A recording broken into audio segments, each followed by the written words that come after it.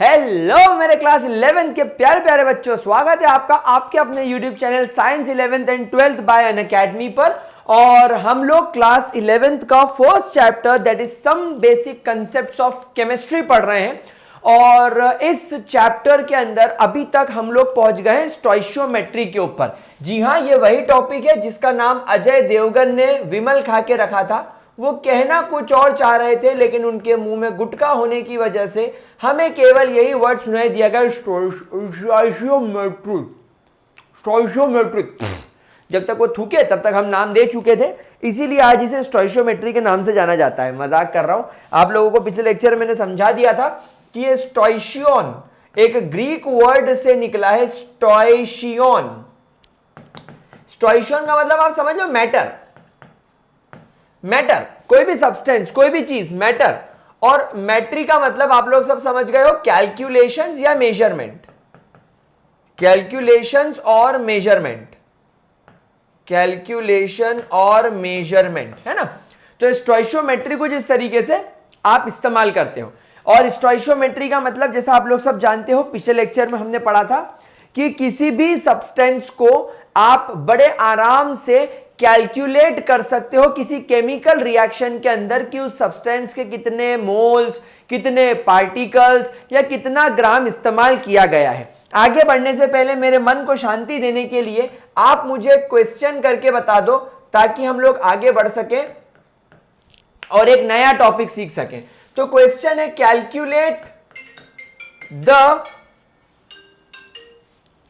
Calculate the number of grams of ammonia formed when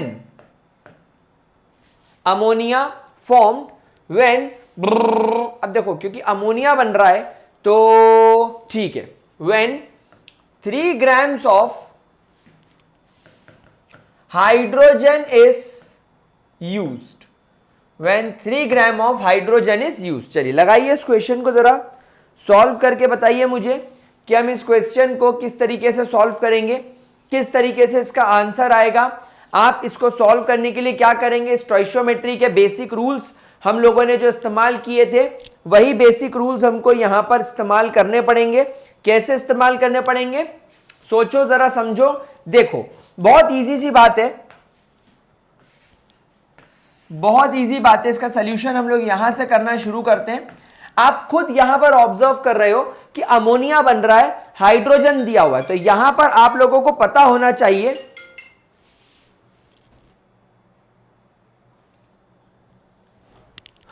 okay. तो क्या बोल रहा था मैं, हाँ, तो मैं ये बोल रहा था आप लोगों से, चालू हो गया, हाँ, नाइस, ओके। तो मैं आप लोगों से ये बोल रहा था कि आपके पास में यहां पर अमोनिया हमें बनाना है, हाइड्रोजन हमारे पास में अवेलेबल है। तो यहां पर आप लोगों को सबसे पहले केमिकल रिएक्शन कुछ इस तरीके से बनानी पड़ेगी कि भैया आपके नाइट्रोजन हाइड्रोजन मिलाकर अमोनिया बना। अब यहां पर आप इस बात को समझने की कोशिश करना कि यहां पर हमारे पास में 2 नाइट्रोजन है, तो यहां पर मैं 2 कर दूं इसको बैलेंस करने के लिए। तो देखो, नाइट्रोजन इक्वल बराबर हो गया 3 2 6, आपके पास में 6 हाइड्रोजन आ गए।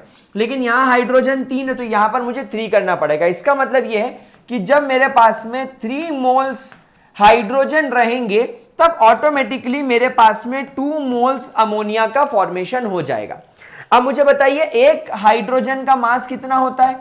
सर, एक हाइड्रोजन का मास होता है 1, तो H2 का मास कितना हो जाएगा? H2 का मास हो जाएगा 2। तो 3 मोल्स हाइड्रोजन मतलब टोटल कितना हो गया? एक H2 का मास 2, तो 3H2 का मास हो जाएगा 3 2 6। तो यहां पर ये हो जाएगा आपके पास में 6 ग्राम्स। यानी जब आपके पास में 6 ग्राम्स हाइड्रोजन रहेगा, एक नाइट्रोजन का मास 14, एक हाइड्रोजन का मास 1, तो 14 और हाइड्रोजन कितने 3, तो 14 + 3 17, एंड 17 2 34, क्योंकि आपके पास में यहां पर अमोनिया के 2 मोल्स हैं। मतलब यहां पर ये बात क्लियर हो गई। यहां पर आपके पास में एक बात बहुत अच्छे तरीके से क्लियर हो गई कि अगर आपके पास में 6 ग्राम हाइड्रोजन है तो आपके पास में 34 ग्राम अमोनिया का फॉर्मेशन होगा। Is that clear? लेकिन अब यहां पर क्वेश्चन में आपसे यह पूछा जा रहा है कि कितना अमोनिया बनेगा, तो मैं बोल दूं मेरे पास में x ग्राम्स अमोनिया बनेगा, x अमोनिया बनेगा, और यहां पर मेरे पास में अवेलेबल हाइड्रोजन इज 3 ग्राम्स। तो मेरे पास में हाइड्रोजन कितना अवेलेबल है, 3 ग्राम्स। भाई बहुत बहुत बेसिक कॉन्सेप्ट है यहां पर, इसलिए इसका नाम है सम बेसिक कॉन्सेप्ट। वाह वाह सर, आपने तो शेर मार दिया। ओके, अबे शेर मारा नहीं, मतलब वैसा वाला शेर नहीं मारा, ऐसा वाला शेर मारा है। हाँ, तो यहां पर आपका x की वैल्यू क्या आ जाएगी, x की वैल्यू आ जाएगी 3 grams multiply by 34 grams divided by 6 grams. ये चला गया 2 टाइम्स, मतलब इसको सीधा सीधा हाफ कर दो। सो देयरफॉर आपको कितना ग्राम यहां पर अमोनिया बनेगा, 17 ग्राम अमोनिया बनेगा। ठीक है, कोई दिक्कत कोई परेशानी, यहां तक सब कुछ बहुत औसम तरीके से क्लियर हो गया मेरे प्यारे बच्चों। चलिए अब आगे बढ़ते हैं, और अब स्टोइशियोमेट्री में हम लोग एक नया टॉपिक पढ़ना स्टार्ट करेंगे जिसका नाम होगा लिमिटिंग रिएजेंट्स, जिसका नाम होगा लिमिटिंग रिएजेंट्स। देखो सीधी सी बात समझना, मैं आपको बहुत बढ़िया एग्जांपल से इस चीज को समझाऊंगा, तो यू विल लव दैट। देखो इमेजिन करो आपको बनाना एक ठेला, ठेला जिस पर नाना पाटेकर आलू ले लो कांदे ले लो बेचता है। ठेला बुलक नहीं, ठेला गाड़ी रेडी, आप उसको अलग अलग लैंग्वेज में अलग अलग चीज बोल सकते हो, जो टेक्निकली दिखने में कुछ ऐसी होती है। थोड़ा 3 डायमेंशनल बनाऊंगा तो आपको और ज्यादा मजा आएगा। ये देखो ऐसी दिखने में होती है, इसका एक हैंडल ऐसा होता है, इसका एक हैंडल ऐसा होता है ना, एक इस तरीके से इसका चौकोर सा बॉडी होता है, एक पहिया यहां होता है, एक पहिया यहां होता है, एक पहिया उधर पीछे होता है, और एक पहिया आपका उधर होता है। ये आपकी ठेला गाड़ी बन गई। वाह कितनी औसम ठेला गाड़ी बनाई सर आपने, एकदम मजा आ गया, फिजिक्स वाला फील आ गया, फिजिक्स का फील आ गया। हाँ वो वाला फील आया, वो वाला फील नहीं आया, ऐसा वाला फील नहीं आया है। ओके, तो मेरे प्यारे बच्चों, मेरे गुलजारी लालो, आप यहां पर देखो, ये बन गई आपकी एक ठेला गड्डी। अब यहां पर इस ठेला गाड़ी को बनाने के लिए हमें किन चीजों की जरूरत हो रही है, हमें ठेला गाड़ी बनाने के लिए 2 हैंडल लग रहे हैं, 4 व्हील्स लग रहे हैं, 4 टायर लग रहे हैं, और हमें एक बॉडी लग रही है, और ये जी बन गया आपका ठेला। तो एक ठेला बनाने के लिए एक बॉडी, 4 पहिए और 2 हैंडल की आवश्यकता है। हमने कंपनी खोली Unacademy Thela makers, we make ठेलास, लेट्स क्रैक ठेलास।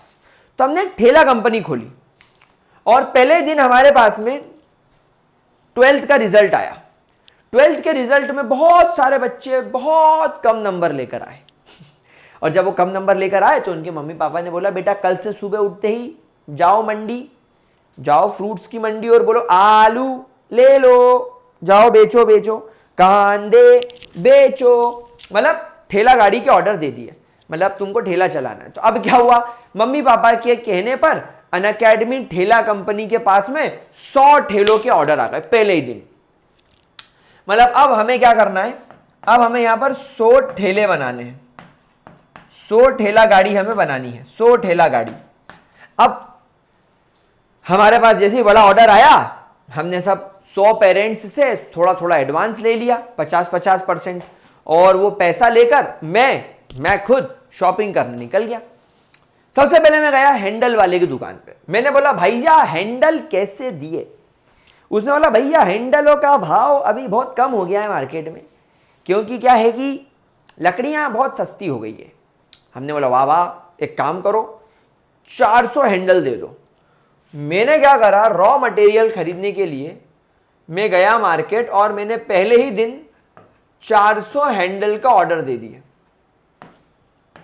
फिर मैं आगे वाली दुकान पे गया, मैंने कहा भैया बॉडी कैसी दी, बॉडी वही लकड़ी का चल रहा है मामला, पर थोड़ा लोहा वोहा लगा रहेगा, स्टील वगैरह लगाना रहता है, नीचे से कील वील बनानी पड़ती है, थोड़ा प्राइस ऊपर नीचे चल रहा है, बट फिर भी आप खरीद लो। मैंने कहा चल ये पैसे पकड़, एक काम कर 110 बॉडी दे दे, छोड़ ना तेरी ना मेरी, 110 बॉडी ले आया।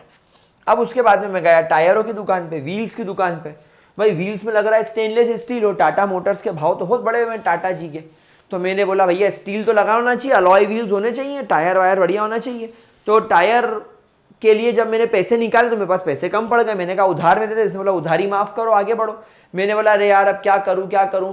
मैंने कहा चलो किसी को क्या ही पता चलेगा, 390 टायर ले जाता हूं। मैंने 390 व्हील्स खरीदे और आ गया। अब ये रॉ मटेरियल में एक थैली में बांध के, ऐसे हैंडल वेंडल थैली में बांध के तुमको पकड़ा दिए, जा बेटा अब आगे का काम तेरा। मैं तो शॉपिंग कर आया, अब ये सब असेंबल करके ऐसा ठेला गाड़ी बनाने की जिम्मेदारी बेटा तेरी, तू बना। अब आप मुझे बताओ, आपको बनानी है 100 ठेला गाड़ी, आपको बनानी है 100 ठेला गाड़ी, और आपके पास में रॉ मटेरियल भी आ गया। अब आप मुझे बताओ किस बात की कमी है, ठेला गाड़ी बनाना चालू करो। मुझे बताओ आप कितने ठेले बना पाओगे, आप कितने ठेले बना पाओगे? कमेंट बॉक्स में मुझे आप सभी लोगों के जवाब सुनना है, मुझे आप सबके जवाब चाहिए। मुझे बताइए आप लोगों को कितने ठेला गाड़ी बना पाओगे? क्या आप ये 400 हैंडल्स देखकर ये बोलोगे कि सर जब एक ठेला गाड़ी बनाते हैं तो 2 हैंडल की जरूरत लगती है? सर आप तो 400 हैंडल लिया है, तो सर एक गाड़ी को बनाने के लिए 2 हैंडल, और मेरे पास में है 400 हैंडल, तो सर मैं 200 ठेला गाड़ी बना सकता हूं। तो क्या सच में 200 ठेला गाड़ी बन के तैयार हो जाएगी? नहीं, आप बॉडी देखोगे, आप बोलोगे अरे यार एक ठेला गाड़ी बनाने के लिए एक बॉडी चाहिए, मेरे पास 110 बॉडी, क्या तुम 110 ठेले बना सकते हो, कंप्लीट कर सकते हो? नहीं, इवन दो ये दोनों क्वांटिटी में ज्यादा हैं, क्योंकि आपको 100 ठेले बनाने हैं, तो 100 ठेले बनाने के लिए आपको 200 हैंडल, 100 बॉडी, और एक ठेले में 4 व्हील लग रहे हैं, तो आपको 400 व्हील चाहिए। अब आपके पास में हैंडल और बॉडी रिक्वायर्ड क्वांटिटी से ज्यादा है, ये आपके पास में एक्सेस क्वांटिटी में है, लेकिन बेटा व्हील्स आपको चाहिए 400, 400 और आपके पास में अवेलेबल है 390, मतलब ये लेसर क्वांटिटी में है। अब इस लेसर क्वांटिटी में टायर होने की वजह से आप एग्जैक्टली कितनी गाड़ी बना पाओगे? आप एग्जैक्टली एक काम करते हैं, अपन इस नंबर को ऐसा कर देते, 392 कर देते। आप यहां पर कितनी गाड़ी बना पाओगे? आप पूरी गाड़ी कंप्लीट कर पाओगे केवल 98, क्योंकि तुम्हारे पास में 8 टायर कम है, 8 व्हील कम है, 2 ठेला गाड़ी नहीं बन पाएगी। तो इवन दो आपके पास में 2 चीजें रिक्वायरमेंट से ज्यादा है, किसी एक आइटम का भी नंबर रिक्वायर्ड से कम हो गया, फिर से सुनना, किसी एक भी आइटम का नंबर क्वांटिटी रिक्वायर्ड से कम हो गई तो आपका फाइनल प्रोडक्ट नहीं बन पाएगा जितना आप बनाना चाहते हो। इनफैक्ट आपका काम जल्दी खत्म हो जाएगा। सर जल्दी क्यों खत्म हो जाएगा? अरे भाई एक बात बता मेरे को, एक ठेला बनाने के लिए तुझे 1 घंटे की जरूरत है, एक ठेला बनाने के लिए मेरे प्यारे बच्चे आपको 1 घंटे की जरूरत है।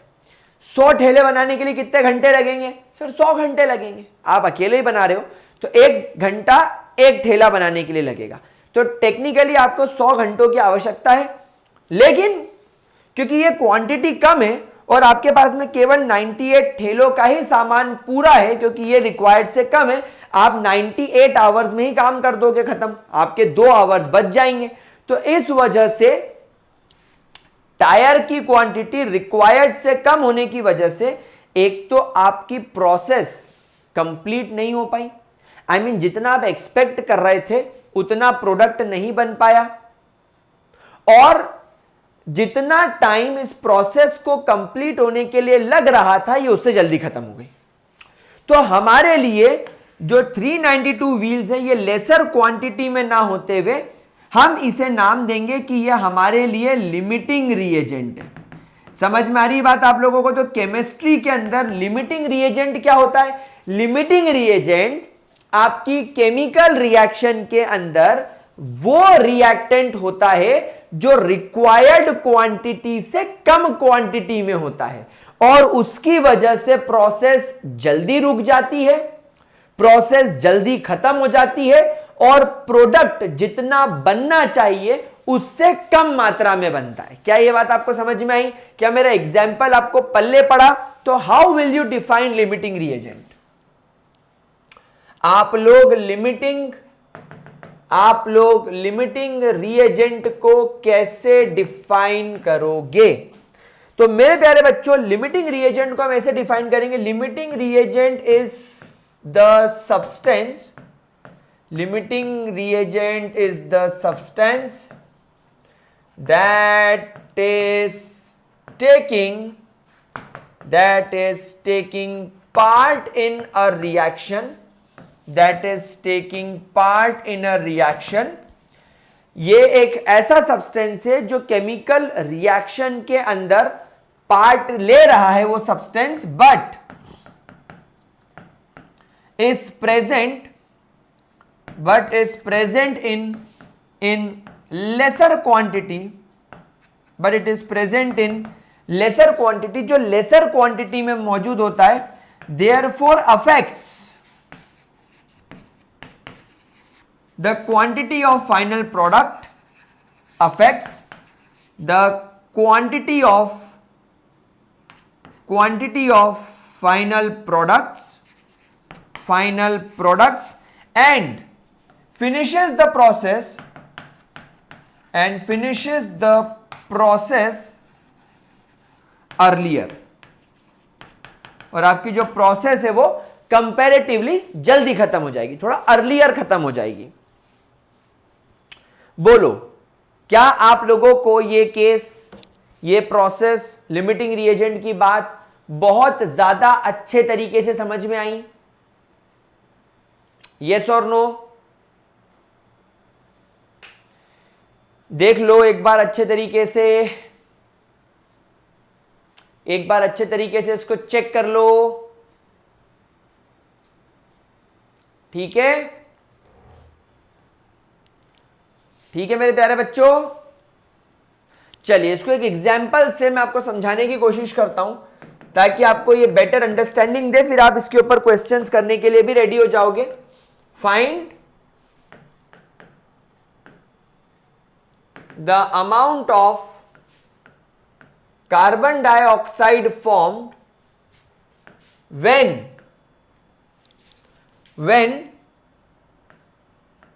24 grams of carbon is combust with 32 grams of oxygen. Also determine the limiting reagent, यानी LR। लिमिटिंग रिएजेंट को LR से डिनोट किया जाता है, मतलब आप यहां पर शॉर्ट फॉर्म में लिख लो। लोग जनरली आपको क्वेश्चन में LR लिख देंगे, तो LR का मतलब होता है लिमिटिंग रिएजेंट। अब आप इस क्वेश्चन को कैसे करोगे? क्या आप में से कोई दिमाग लगाना चाहेगा इसमें? मतलब पूरा स्टोइशियोमेट्री बेस्ड ही है, इनफैक्ट ये स्टोइशियोमेट्री का ही पार्ट है, स्टोइशियोमेट्री बेस्ड है, उसी के हिसाब से काम करेगा। क्या मैं आपको करके बताऊं? देखो, आप पूरी इसमें स्टोइशियोमेट्री लगाओ पहले। ऐसे क्वेश्चंस को सॉल्व करने का तरीका है, स्टेप नंबर 1, आपको यहां पर खेलना है स्टोइशियोमेट्री के साथ। अब यहां पर वही बात हो गई कि अगर आप में से किसी को स्टोइशियोमेट्री के साथ खेलना नहीं आया अभी तक, तो बेटा आपको थोड़ी प्रैक्टिस करनी पड़ेगी, एनसीईआरटी प्रॉपर्ली सॉल्व करो। अभी अपन करेंगे वैसे एनसीईआरटी सॉल्व, एनसीईआरटी के सॉल्यूशन का एक सीरीज चलाएंगे, डेफिनेटली चलाएंगे। इनफैक्ट मैं तो इस चैप्टर को कंप्लीट करने के बाद एनसीईआरटी सॉल्व ही करवाऊंगा। तो देखो भाई क्या बोल रहा है, कार्बन को ऑक्सीजन के साथ में कंबस्ट किया ताकि फाइनल प्रोडक्ट बने कार्बन डाइऑक्साइड, यानी यहां पर कार्बन मोनोऑक्साइड वाला केस नहीं है, ये तो क्लियर हो गया। अब मेरे हिसाब से मैं सबसे पहले स्टोइशियोमेट्री लगाऊंगा। रिएक्शन देखो बैलेंस्ड है क्या? हाँ सर, रिएक्शन बैलेंस्ड है, मतलब ये बात तो क्लियर हो गई कि अपने पास में कार्बन है 1 मोल, अपने पास में ऑक्सीजन भी है 1 मोल, और अपने पास में कार्बन डाइऑक्साइड भी बन रहा है 1 मोल। क्या ये बात सबको समझ में आई? अब 1 मोल कार्बन, भाई कार्बन का एटॉमिक वेट कितना होता है? 12, मतलब 12 ग्राम अगर आप कार्बन लोगे अकॉर्डिंग टू स्टोइशियोमेट्री, तो आपको एक ऑक्सीजन का मास होता है 16, तो 2 ऑक्सीजन का मास हो जाएगा 32, मतलब 32 ग्राम्स आपको यहां पर ऑक्सीजन लेना पड़ेगा ताकि 12 प्लस 32 यानी 44 ग्राम कार्बन डाइऑक्साइड बन जाए। ये आपकी स्टोइशियोमेट्री के हिसाब से मुझे सब मालूम पड़ गया, ये आपकी स्टोइशियोमेट्री के हिसाब से मुझे सब मालूम पड़ गया। क्या इसके अंदर कोई दिक्कत, क्या इसके अंदर कोई परेशानी? अब यहां पर एक काम करो, आप इसका ले लो सिंपल रेशो। अब आप इसका ले लो सिंपलेस्ट रेशो। देखो ये ट्रिक मैं आपको सिखा रहा हूं, ये आप ध्यान से सुनिएगा कि 12 ग्राम कार्बन के लिए 32 ग्राम ऑक्सीजन की जरूरत है। क्या मैंने ठीक बोला? चलो और इसको डिवाइड करना स्टार्ट करते हैं। 4 3 जा 12, 4 8 जा 32, यानी 3:8 का रेशो कार्बन एंड ऑक्सीजन का, O2 का। थोड़ा और काट लू क्या इसको? 3 1 जा 3, 3 2 जा 6, 2 कैरी, 3 6 जा 18, यानी 2.66। यानी मैं ऐसा मान लूं कि अगर मेरे पास में, इससे मुझे यह मालूम पड़ा कि अगर मेरे पास में 1 ग्राम कार्बन होगा तो मुझे 2.66 ग्राम ऑक्सीजन की आवश्यकता रहेगी। 2.66 ग्राम ऑक्सीजन की आवश्यकता रहेगी। यह अपने को सिंपल रेशो से पता चल गया। अब जरा देखो क्वेश्चन में क्या गिवन है। अब जरा देखो क्वेश्चन में क्या गिवन है। आपके पास में 24 ग्राम्स तो कार्बन है और आपके पास में 32 ग्राम ही ऑक्सीजन है। तो जरा इसका सिंपल रेशो निकालो। 24:32 का जरा सिंपल रेशो निकालो। 4 6 जा 24, 4 8 जा 32, 2 3 जा 6, 2 4 जा 8, यानी 3:4। अब जब मैं इसको सिंपल काटूंगा, 3 1 जा 3, 3 1 जा 3, 1 कैरी, 1.33 ग्राम ऑफ ऑक्सीजन। यानी अब आपको यह बात क्लियर समझ में आ गई कि यहां पर क्वेश्चन में आपको 1 ग्राम कार्बन पर केवल 1.33 ग्राम ऑक्सीजन ही गिवन है। समझ में आई मेरे प्यारे बच्चों को बात? क्या ये बात मेरे प्यारे बच्चों को समझ में आई जो मैंने बोला?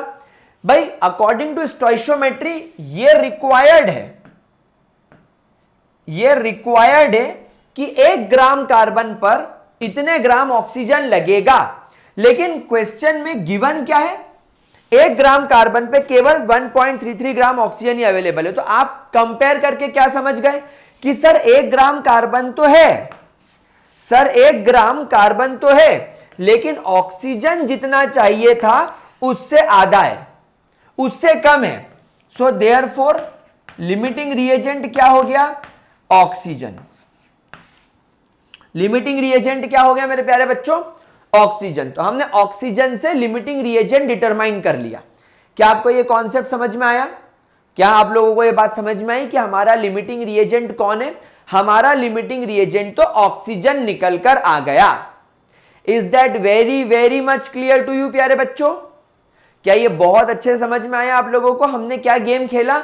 हमने पहले स्टोइशियोमेट्री के हिसाब से सारी वैल्यूज खुद ही निकाली, जो नेचुरल होती है, जो रिक्वायर्ड होनी ही चाहिए, उसका हमने दोनों रिएक्टेंट्स का सिंपल रेशो निकाल लिया, दोनों रिएक्टेंट का सिंपल रेशो निकाल लिया। अब जो क्वांटिटी क्वेश्चन में गिवन है उसका सिंपल रेशो निकाल लिया, तो हमें कार्बन का और ऑक्सीजन का सिंपलेस्ट रेशो मिल गया जो पॉसिबल होगा। और उस बेसिस पर हमें खुद ही दिख गया कि कार्बन तो 1-1 ग्राम दोनों जगह है, लेकिन 1 ग्राम पर ऑक्सीजन चाहिए 2.66, पर दिया सालों ने 1.33 है, तो ऑक्सीजन लिमिटिंग रिएजेंट हो गया। अब आप मुझे बताओ, मैंने आपको क्या सिखाया था? जो क्वांटिटी जितनी मात्रा में चाहिए या जो क्वांटिटी जितनी चाहिए उससे ज्यादा है, तो क्या वो रिएक्शन को अफेक्ट करेगी? नहीं।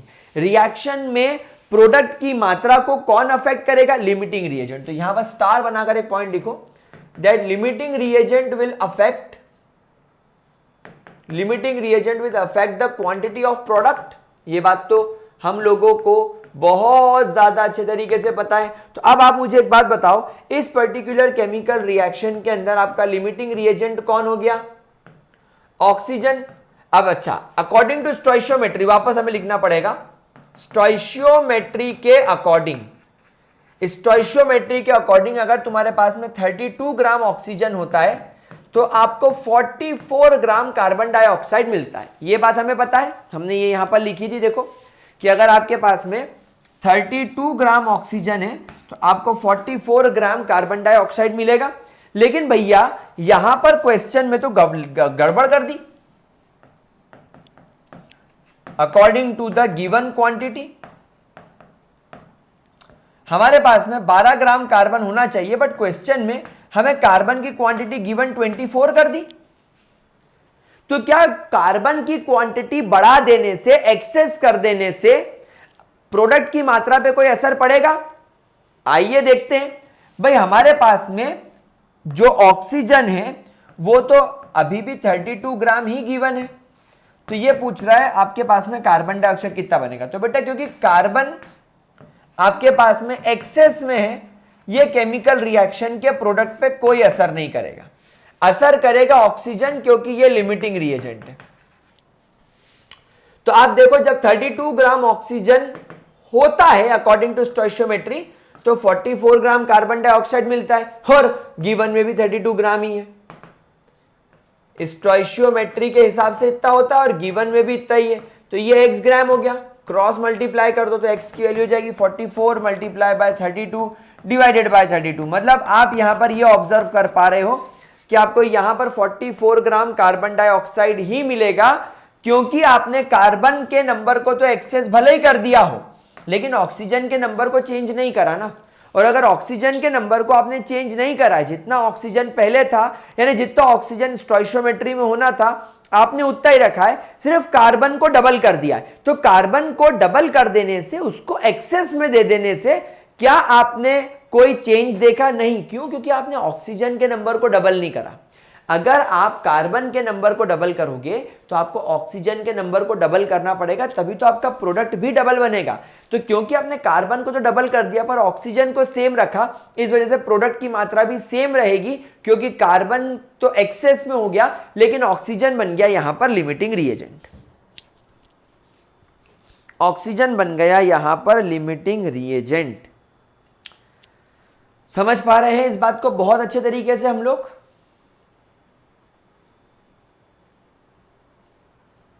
क्लियर हो गई मेरे प्यारे बच्चों, मेरे लाडलो ये बात आप लोगों को? Is that 100% clear to you guys?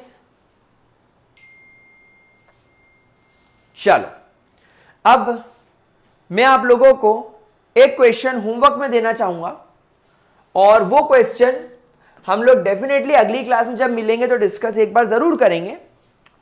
और ये क्वेश्चन आपके एनसीईआरटी का ही है। प्रॉब्लम 1.5 आपके एनसीईआरटी की प्रॉब्लम 1.5 आपको सॉल्व करनी है, जिसमें आपके पास में 50 kg नाइट्रोजन है, 10 kg हाइड्रोजन है। आपको बताना है कि कितना kg अमोनिया बनेगा। आपको यह भी पता लगाना है कि इनमें से लिमिटिंग रिएजेंट कौन है, ठीक है। और ये सारी वैल्यू आपको केजी में निकालनी है। मैं आपको एक बात बताऊं, आप इसी के साथ साथ आप प्रॉब्लम 1.3 भी होमवर्क में करेंगे। स्टोइशियोमेट्री पर बेस्ड है तो आपकी प्रैक्टिस थोड़ी इंप्रोवाइज होगी। आप स्टोइशियोमेट्री का प्रॉब्लम नंबर 1.4 भी होमवर्क में करेंगे। ये दो क्वेश्चन आप होमवर्क में करके आएंगे, ताकि हम लोग फिर अगले चैप्टर मतलब अगले वीडियो में जो मेरा आएगा वो मैं आप लोगों को फिर फर्दर दूसरी चीज पढ़ाना स्टार्ट करूंगा, मोलैरिटी, मोल फ्रैक्शन वगैरह, ठीक है। कोई प्रॉब्लम इसके अंदर? तो चलो बेटा, ये बहुत इंपॉर्टेंट था, बहुत अच्छे तरीके से हमें इसको करना था, एंड आई गेस आप लोगों को कोई परेशानी नहीं होगी इसके अंदर। अच्छे तरीके से सब कुछ समझ में आ गया होगा। अगर इसको आप केजी से ग्राम्स में ले जाएंगे तो वैल्यू बहुत बड़ी हो जाएगी, it will be difficult to handle. तो या तो आप अभी के लिए इसको ग्राम्स में इमेजिन करके सॉल्व कर लो, केजी हटाकर आप इमेजिन करो ये 50 ग्राम है, ये 10 ग्राम है, फिर सॉल्व करो, तो जो आंसर आएगा वो फाइनल आंसर से मैच करेगा। आप ग्राम्स हटाकर फिर फाइनल आंसर में केजी लगा देना। अब ये आप पे डिपेंड करता है कि आप इसको कैसे करोगे। बट मेरे हिसाब से यू कैन डू दिस। और अगर आप चाहो तो आप सिंपली जो अपनी ऑथेंटिक मेथड है आप वैसे कर सकते हो। ठीक है, चलो तो let's end the session, meet you in the next video, bye bye, take care, Tata.